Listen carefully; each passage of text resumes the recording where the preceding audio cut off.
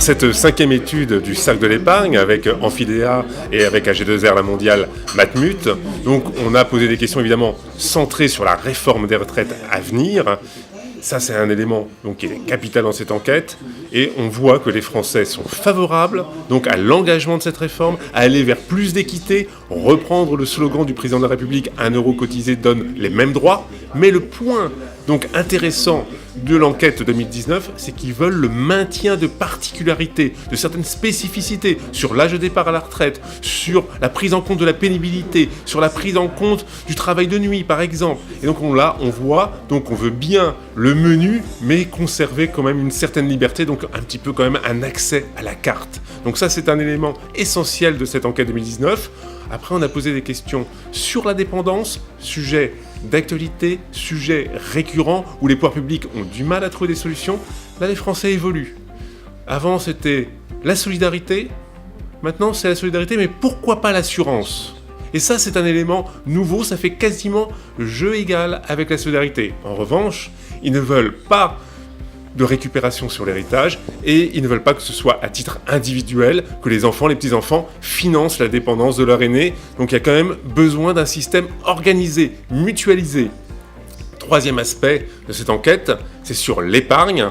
Et là, on voit en 2019 une évolution, c'est le retour en force des produits financiers. L'assurance vie qui avait été un petit peu en difficulté les années précédentes retrouve on va dire du lustre, de la force, malgré le fait que certains disent le rendement baisse. Mais en fait, l'assurance vie, c'est autre chose que le rendement. C'est la garantie en capital. C'est une poche qui permet d'aller vers les unités de compte. Et là, les Français également disent les actions, c'est peut-être pas si mal que ça.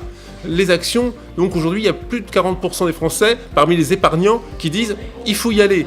En termes de rentabilité également, on voit que l'assurance vie fait jeu égal avec l'immobilier et que, pareil, les actions sont considérées comme un produit d'épargne rentable. Dernier aspect de l'enquête, c'est sur donc, la préparation de la retraite. Là, premièrement, il y a toujours une angoisse sur le niveau de vie, certes un peu moins fort que les dernières, parce que les dernières, il y avait les histoires de prélèvements obligatoires, il y avait eu la CSG, mais on va dire que plus de 2 tiers des Français considèrent qu'il y a un problème potentiel de niveau de vie à la retraite et qu'il faut donc agir en la matière. Là-dessus, l'épargne retraite, la capitalisation constitue évidemment un des leviers possibles. 57% des Français déclarent épargner en vue de leur retraite.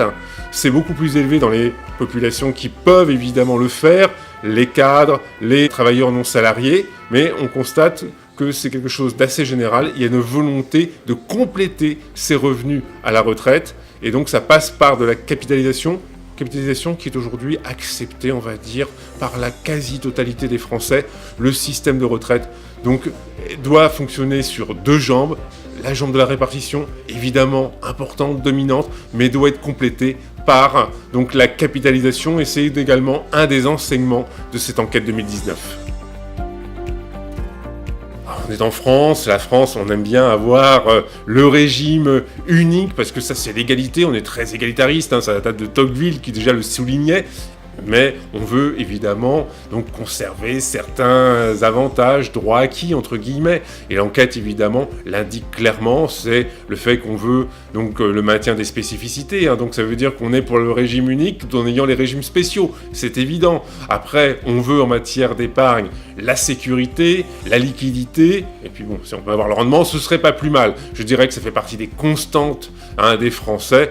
Je dirais que c'est pas spécifique à la France, les Allemands, les Italiens pensent la même chose, donc il y a une volonté, on va dire, de conserver des avantages, surtout quand on est dans un contexte d'incertitude.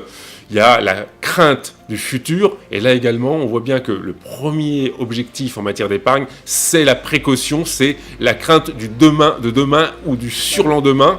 Après, donc, les autres objectifs de l'épargne, ça va être pour la retraite, donc ça c'est un peu plus long terme, et puis des aspects, on va dire, des décès proches, etc. Mais l'objectif de précaution est très très fort en France, il y a une vraie angoisse sur le niveau de vie, qui est très marquée d'année en année, et donc c'est pour ça que dans ces cas-là, on a plutôt une tendance d'essayer de conserver le maximum d'avantages.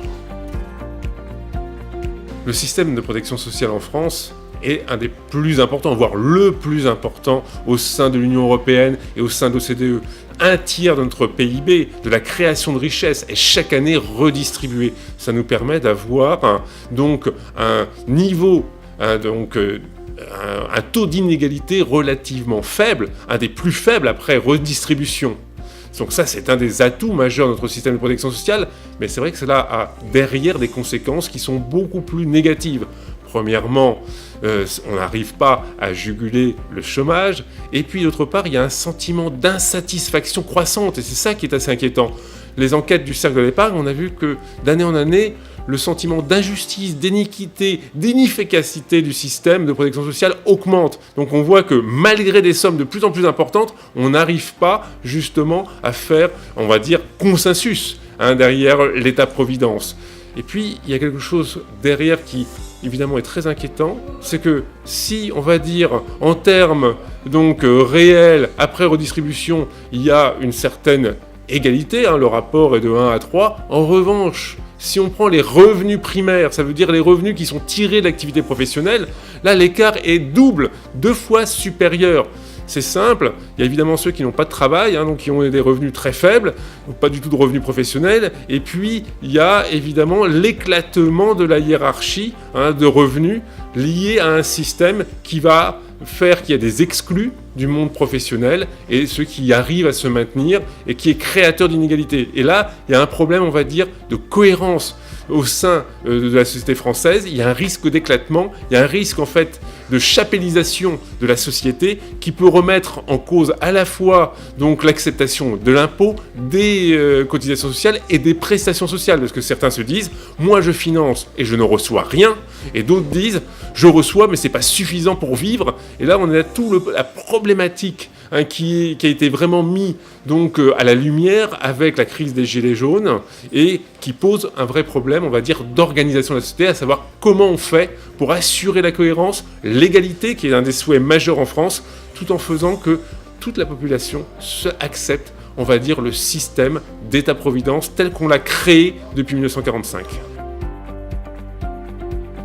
Le système aujourd'hui a atteint ses limites. On voit bien que l'efficacité du système d'État-providence est remise en cause, premièrement à travers l'acceptation de l'impôt, deuxièmement, il n'arrive pas à combattre les poches d'inégalité, de précarité, et donc il faut agir évidemment sur la constitution des revenus, permettre à tout à chacun de pouvoir accéder au marché du travail, car aujourd'hui la marche pour y accéder de plus en plus haute, parce qu'il faut être très rentable, très productif. Il faut pouvoir créer ces emplois, ça veut dire diminuer les prélèvements donc, qui pèsent donc, sur l'activité professionnelle, pour pouvoir réintégrer le maximum de personnes et puis pouvoir augmenter les salaires, les revenus professionnels qui aujourd'hui sont préemptés par le système de protection sociale. Et donc là, il y a tout un équilibre à retrouver et le changement des frontières est extrêmement difficile. Et donc ça risque d'être un chantier pour les prochaines années, quel que soit le gouvernement en place. Merci beaucoup. Merci à vous.